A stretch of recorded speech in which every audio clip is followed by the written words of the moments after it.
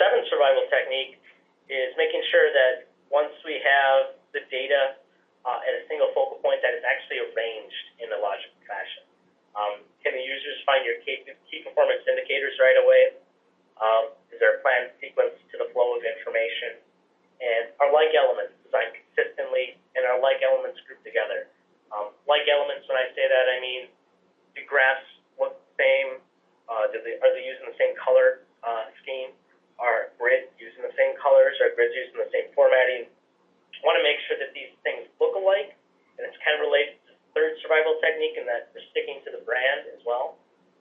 And we want to make sure that, too, it makes more sense to have graphs grouped together and grids grouped together. So there's something about viewing a grid, you know it's about the numbers, you know it isn't about the visual representation of numbers, it's just the raw data. It doesn't make sense to see a visualization, then see raw data, and a visualization, raw data, especially when they're not related. It might be one thing to compare a graph and a grid of the same exact information side by side. That can be an interesting way to do it, but different sets of information in different ways, you don't want to do that. You want to make sure that graphs are together, grids are together. Knowing those three questions, I want to look at this dashboard we've been working on and ask ourselves, is this dashboard doing those three things? Can the users find the key performance indicators on these KPIs? I think yes. I think it can also be doing a better job. It is at the top left of the screen, but it isn't it doesn't really stand out above everything else. I mean, the first thing I'm seeing is this big graphic graph.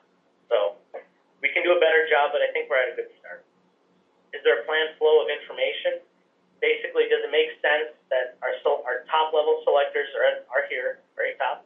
Does it make sense to go from key performance indicators, category revenue this year versus last year, all the way down to our monthly selector and see the monthly category performance and the monthly supplier performance?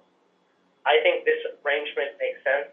In fact, I really can't think of a better way to arrange just these four quadrants of information.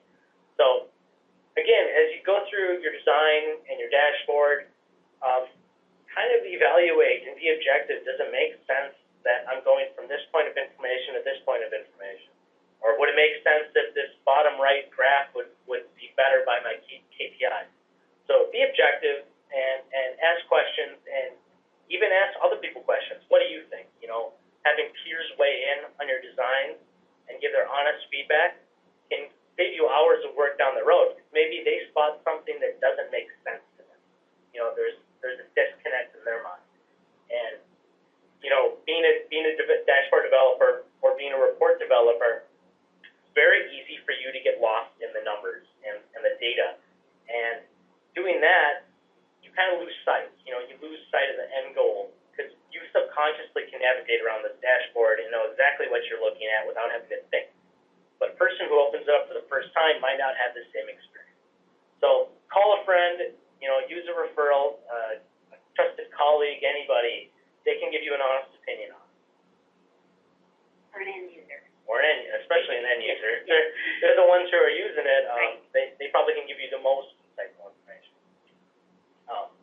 So again, we want to make sure that we understand natural eye movement goes from left to right, top to bottom.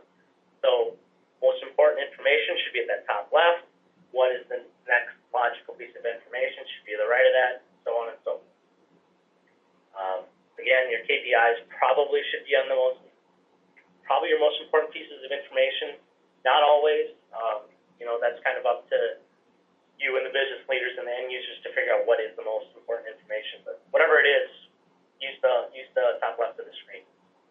Again, group like displays of information together, graphs together, grids together, and place non-essential items in visible areas, but in areas that aren't the most prominent.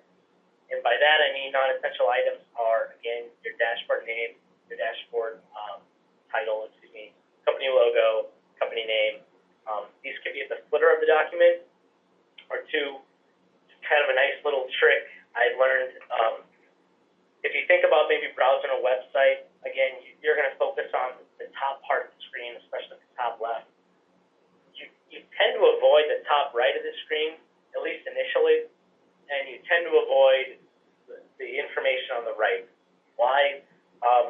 You've been around enough, you've seen enough websites where you just happen to know subconsciously that that's where advertisements are, and that's just where not the most important pieces of information are. So maybe a good compromise is if the customer doesn't like their name and the logo at the bottom of the screen, maybe you can move it to the top right. It won't be the first thing they see, and it certainly won't distract them initially. So as long as it's not ridiculously huge or has